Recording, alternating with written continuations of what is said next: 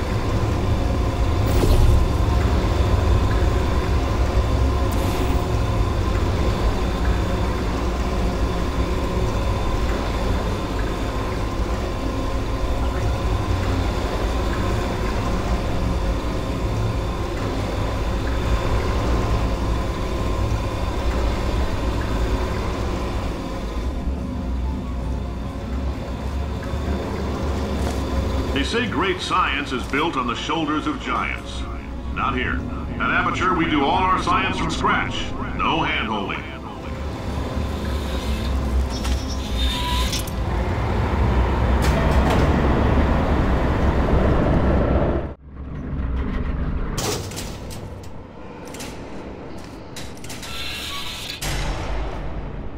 All right, let's get started.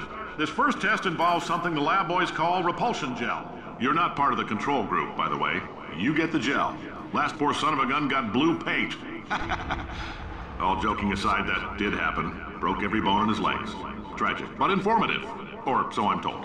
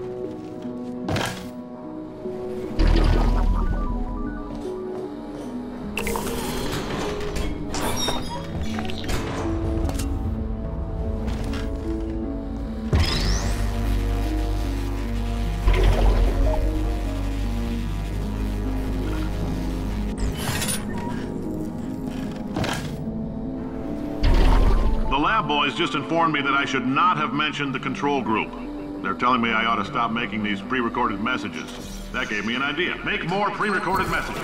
I pay the bills here, I can talk about the control group all damn day.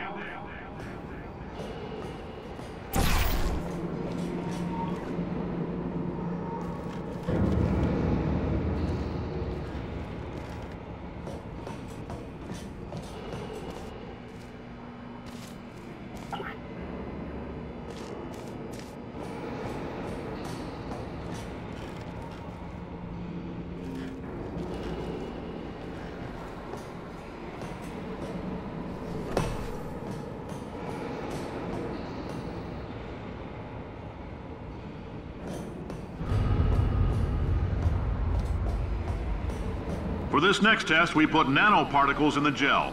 In layman's terms, that's a billion little gizmos that are going to travel into your bloodstream and pump experimental genes and RNA molecules and so forth into your tumors. Now, maybe you don't have any tumors. Well, don't worry. If you sat on a folding chair in the lobby and weren't wearing lead underpants, we took care of that too.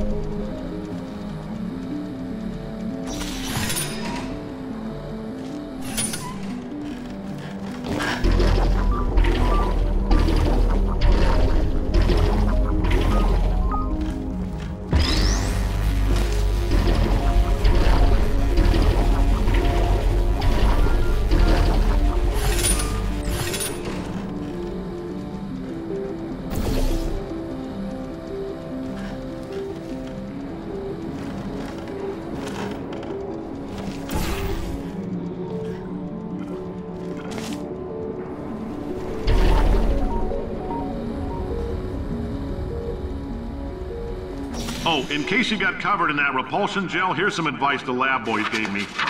Do not get covered in the repulsion gel. We haven't entirely nailed down what element it is yet, but I'll tell you this, it's a lively one, and it does not like the human skeleton.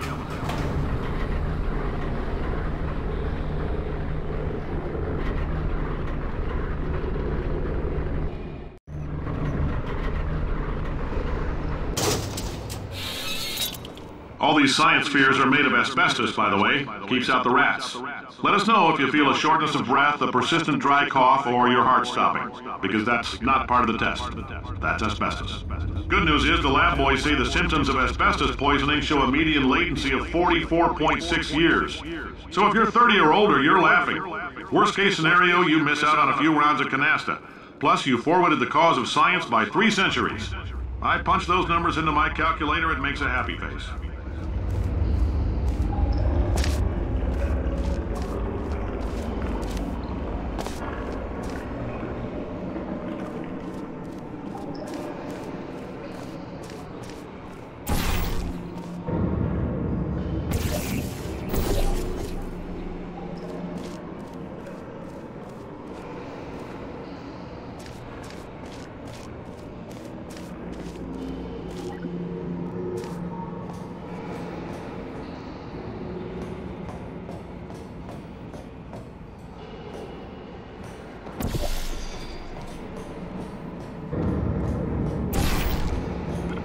I like your style. You make up your own rules, just like me.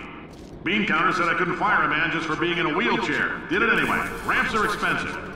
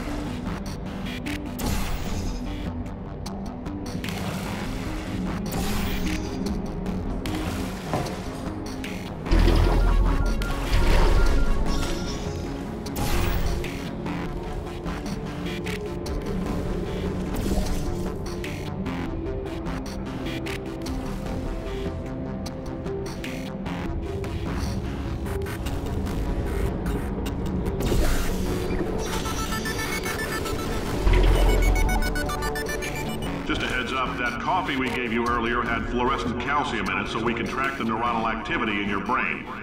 There's a slight chance the calcium could harden and vitrify your frontal lobe. Anyway, don't stress yourself thinking about it. I'm serious. Visualizing the scenario while under stress actually triggers the reaction.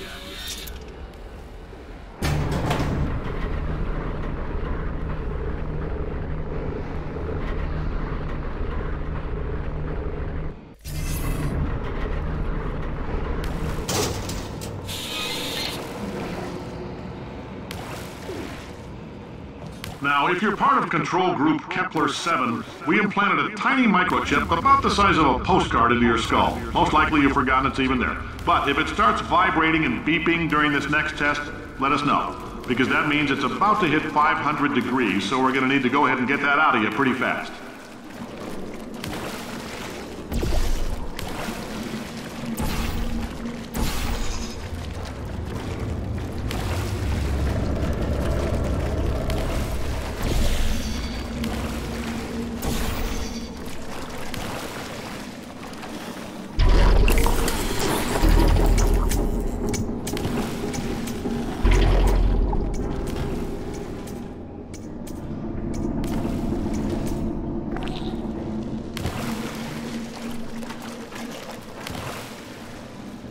I'm telling them, keep your pants on. All right, this next test may involve trace amounts of time travel. So, word of advice, if you meet yourself on the testing track, don't make eye contact. Lab boys tell me that'll wipe out time. Entirely. Forward and backward. So, do both of yourselves a favor and just let that handsome devil go about his business.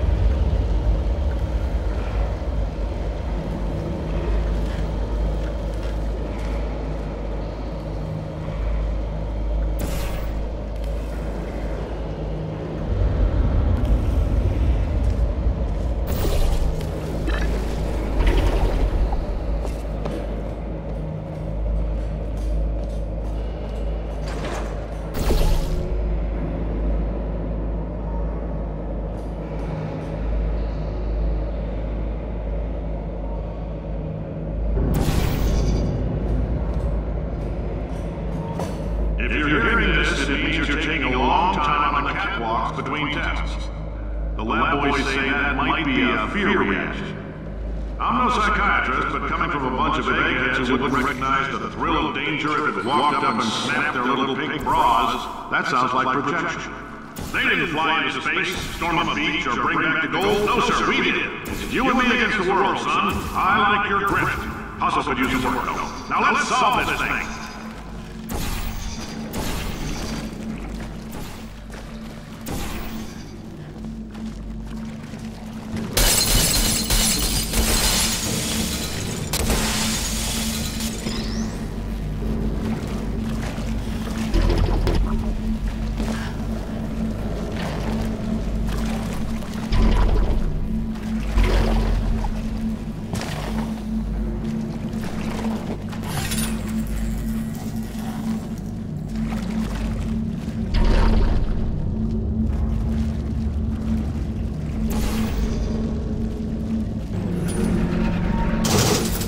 Isn't about why, it's about why not. Why is so much of our science dangerous? Why not marry safe science if you love it so much? In fact, why not invent a special safety door that will keep you on the butt on the way out because you are fired? Now you test subject, you're doing fine. Yes, you, box your stuff. Out the front door, parking lot, car, goodbye.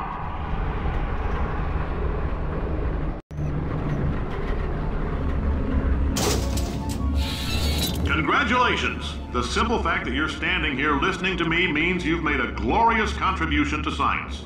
As founder and CEO of Aperture Science, I thank you for your participation, and hope we can count on you for another round of tests. We're not going to release this stuff into the wild until it's good and damn ready, so as long as you keep yourself in top physical form, there will always be a limo waiting for you. Say goodbye, Carolyn. Goodbye, Carolyn. She is a gem.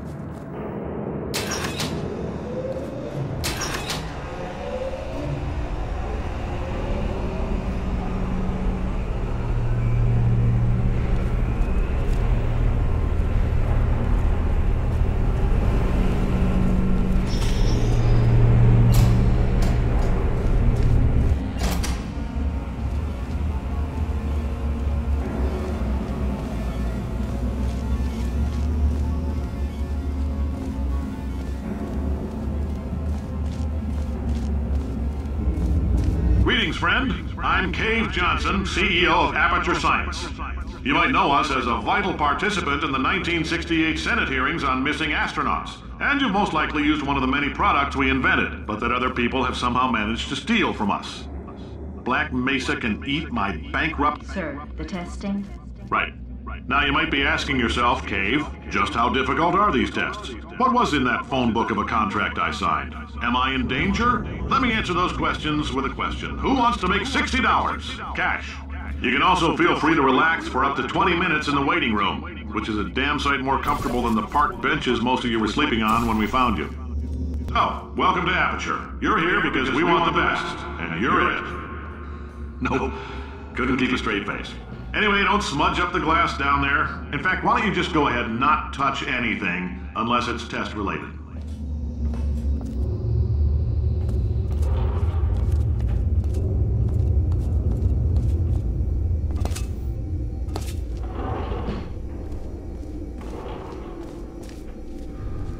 If you're allergic to peanuts, you might want to tell somebody now, because this next test may turn your blood into peanut water for a few minutes. On the bright side, if we can make this happen, they're going to have to invent a new type of Nobel Prize to give us, so hang in there. The average human male is about 60% water. As far as we're concerned, that's a little extravagant, so if you feel a bit dehydrated in this next test, that's normal. We're going to hit you with some jet engines and see if we can't get you down to 20 or 30%. Alright, we're working on a little teleportation experiment. Now, this doesn't work with all skin types, so try to remember which skin is yours, and if it doesn't teleport along with you, we'll do what we can to sew you right back into it.